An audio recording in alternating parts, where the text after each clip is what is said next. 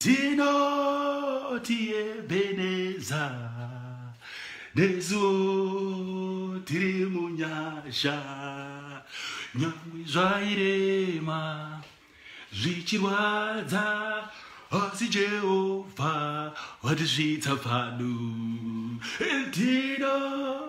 kumana tinoda kutenda Mwari zvobana tiri munyasha Ebeneza 2018 tapinda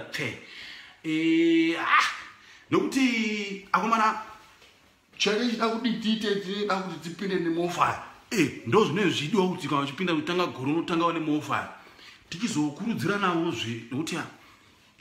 pane ka problem karipo kadoko zvako musandanyanya kuenderera mberi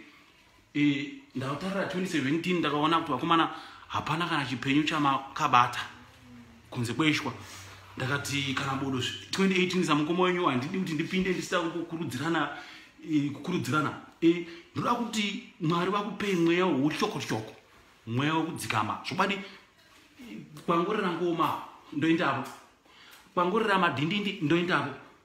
kwauya nhengeko ndoendapo ndinoda kuti Mwari vakupe mweya wekuti shoko kumbodzikamawo pasi kumbogarawo pasi tichiseveredzazve kuti chidhoradhora chatabata paya woisa mbudu chidhoradhora chiya chawabata udini woisa mbudu gore rapera utozoti nani